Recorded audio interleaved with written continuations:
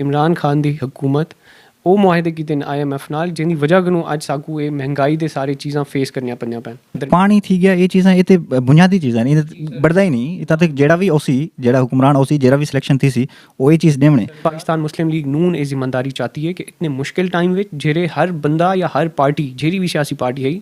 वो अपने सियासी मुस्तकबिल के चक्कर में कोई भी हुकूमत को संभालने वास्ते तैयार कहना तो मुल्की हालात इंतहाई बुरी हालत पहुँच चुके हैं। डॉक्टर साहब तुसां दे पियो पाकिस्तान मुस्लिम लीग नून ये जिम्मेदारी चाहती है अज मरीम नवाज आदि है सारी हुकूमत ही नहीं। बिस्मिल्लाहिर्रहमानिर्रहीम अस्सलाम वालेकुम डिजिटल मैगजीन नाल मैं हाँ अदनान अंजुम मैं इस टाइम यामपुर मौजूद हाँ और मेरे नाल मौजूद हैं डॉक्टर काजी समीउल अहमद साहब जेरे अमार रवैस की वर्की नाल 24 घंटे उन्हें नाल होंदन इन्हें ने पूछते हैं हल्का 193 के क्या हालात हैं। अस्सलाम वालेकुम सर। वालेकुम अस्सलाम। हाँ लोगों नाल वर्करी करन दो नून लीग का नाम गिनते हैं लोगों का क्या रिस्पॉन्स होंगे सर सबको पहले तो इन्हें वाकई कोई शक है नहीं महंगाई है और बहुत ज़्यादा है आम आदमी वास्ते एक बहुत बड़ा बोझ है लेकिन अगर तुसा थोड़ा जा को तवज्जो नाल तो थोड़ी अखीं खोल के अगर साढ़े अवाम या साढ़े लोग देखें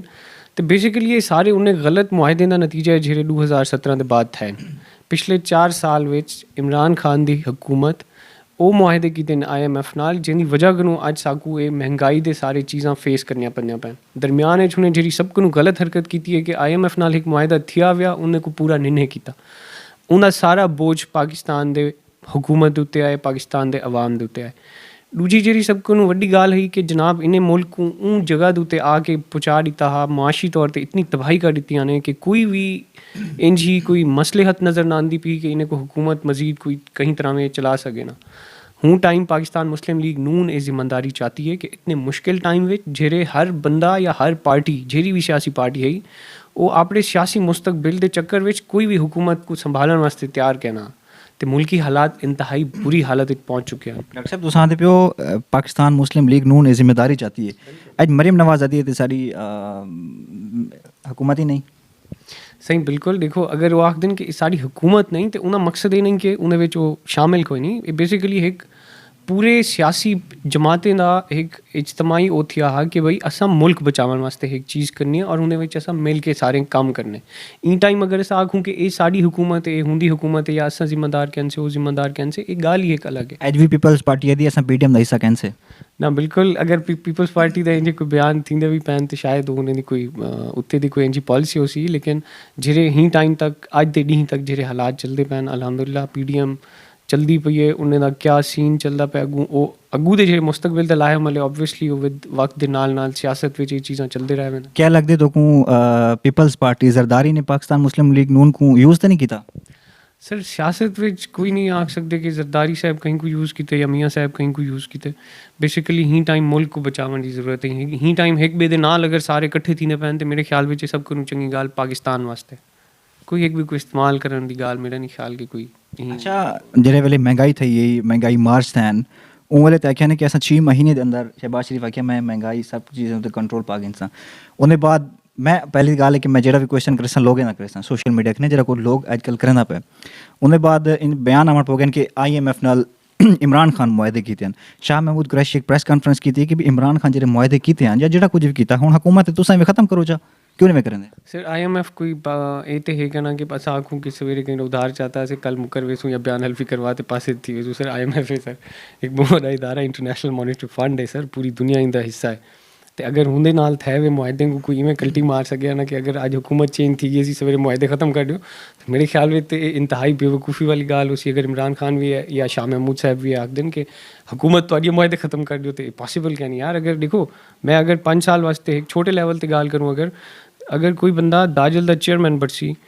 अगर वो अपनी 5 साल में कोई भी तरक्याती काम शुरू करवा चुका हो सी तो अगर उन्हें दा दौरे हुकूमत ख़त्म थी वेंदे या उन्हें दे लोग इतबार करन छोड़ वेंदे तो अगली जेरी भी हुकूमत होसी वो ये नहीं कर सकती कि जेरा चीज़ों करके उसको सब बंद कर दी नहीं ऐसा बहुत सारे चीज़ें रिथन आए हुए सिलेंडर ट्रालियाँ बंद थी गए अच्छे खासे छोटी शहरी ने खैर उत्ते नहीं से वेंदे असां लोकल अपनी जड़ी सारी इलेक्शन होंदे ते करदे लोगें के जेल्लै वेंदो तुसां गुस्सा होंदे लोगों को पाकिस्तान जेह्ड़ा इन टाइम जरा पाकिस्तान मुस्लिम लीग नून दा मोराल बढ़िया खड़े सारा बड़ा नदन की महंगाई होनी ते मैं वाला ये भी सर्वे किते जामपुर इंदा दाजल दे जेह्ड़े लोग हैं यूथ है वो इमरान खान का नाम गिंदी है तो क्या रिस्पॉन्स देना जेह्ड़े वर्कर थे तुस अल्हम्दुलिल्लाह सर देखो जामपुर या दाजल के लोग बेशक इमरान खान को रिस्पॉन्स देंदे उसन और वो शायद उन चीज़ का उन्हें नुकसान भी थी सी कि उन्हें इमरान खान की टिकट इतों कि नहीं जमा कराई कागजात चवा के देन असां जेह्ड़े लोगों को बिल्कुल लोग ये सवाल करें महंगाई का और अल्हम्दुलिल्लाह अस जवाब देनू उन्हें को क्योंकि जेह्ड़े भी गलत चीज़ां थैन पिछले सारे दौर विच उन्हें सारें का ये मलबा साढ़े उत्ते सट्टन की कोशिश की गई है इन तरीके नाल लेकिन असा वो मलबा नहीं से समझ के आए असा वो जिम्मेदारी समझ के आयूँ कि असा ये सिस्टम ठीक करने इन्हें ये जो महंगाई का इन्हें तूफान IMF के नाल गलत मुआहदे पेट्रोल या डीजल के मद विच जेह्ड़े इन्हें पहले मुआहदे की खड़े जेह्ड़ा एक रिफ्ट करेंदे पे हन एक ब्लॉक चेंज करेंदे पे हन पूरा पाकिस्तान का सर ये छोटी चीज़ां ते हन कोई ना कि आखे ना कि सही सवेरे अस उठसूँ रात का असा फैसला किते सवेरे हर बी थी लाती उसी नहीं होंदा सर तो अगर छोटा जहा भी एक सिस्टम बदलने वास्ते टाइम लगते बेशक तुस एक छोटा जहा इदारा चलेंदे पे बेशक तुस एक छोटा जहा स्कूल चलेंदे पे हॉस्पिटल चलेंदे पे या मुल्क चलेंदे पे सो एकदम कनूं तुस नहीं आख सकते कि मैं सवेरे एक पुट्ठा पत्र देसां ते सवेरे ठीक ते आला था उसी अमार अवैस ते तुस नाल वर्करी करन दो ते लोग काफ़ी सारे सोशल मीडिया ते तुस एह्दे पे एक्टिव है ते वो सवाल करन कि भाई सरदार फरूक अहमद खान लगारी सरदार अवैस अहमद खान लगारी बड़े अरसे कन्नै इकतदार च हुकूमत मिनिस्ट्री रह गई है क्या तब्दीलियाँ पहले गिन हैं तो हुण अमार अवैस क्या गिन सी मुतमैन हैं पहली कारकर्दगी कि नहीं या क्वेश्चन करन सर अल्हम्दुलिल्लाह अगर तो स्पैसीफिकली हल्का NA 193 की गाल करूँ जिन्हें हुणे जिमनी इलैक्शन चलता पे सर ई हल्के विच ना सरदार फारूक खान लगारी ना ई हल्के को पहले मुंतखब हुए थी ना ही हल्के में जितने भी तरक्याती काम जो मैगा प्रोजेक्ट्स आख सकूँ ना वो सरदार फारूक खान गिन के हैं मतलब काबिल जिक्र अगर आखूँ तो दाजल जामपुर की जेरी रोड तो अज तुस गुजर के आयो जेरी लंघण के बाद दी क्या नहीं बची पाई ये वैसे जरा पहला मनसूबा सरदार फारूक खान लगारी को सिंगल कनू डबल रोड करवा के गए हैं केड़े दौर है सर ये सर 96 वाले टाइम में जेरे उन्हें प्रेजिडेंट वाला टाइम है उन्हें उन्हें बाद दाजल दी वाटर सप्लाई स्कीम दाजल विच पानी कड़वा है पीवन का थले जमीन च खारा पानी है सारे को पीवन का पानी जामपुर को आंदा पे कुछ 26 किलोमीटर लंबी वाटर सर पानी थी गया ये चीज़ां ये तो बुनियादी चीज़ां ने बढ़दा ही नहीं इतना तक जेड़ा भी ओसी जेड़ा हुक्मरान ओसी जेड़ा भी सिलेक्शन थी सी वो ये चीज़ देवने एक्स्ट्रा थोड़ी जी चीज़ दसो सुन क्यों सर मेगा प्रोजेक्ट्स ये आंसर हिकते वाटर सप्लाई स्कीम है ये roads and telephone exchange digital थी ये आज कनू पहाड़ तक जितनी भी बिजली पहुंची खड़ी है पहले वो सरदार फारूक खान के टाइम में पहुंची है girls degree college Shirley Khan दे मुस्लिम लीग नून के दौर बेसिकली पहुंचे लेकिन उन्हें नुकसान तो ना आखा सरदार फारूक खान लगारी जेरे ही हल्के चु गए कोई अज कनू 20 साल पहले 22 साल पहले उन्हें बाद हल्का जाफर खान लगारी हल्के कनू पिछले सारे अरसे में कॉन्टेस्ट वो करेंदे हैं जीतते भी हुए हैं चंगी टीम है उन्हें दी बट पिछले 10-12 साल कनू शायद वो टीम इलाके को ना निगलैक्ट करन पै गई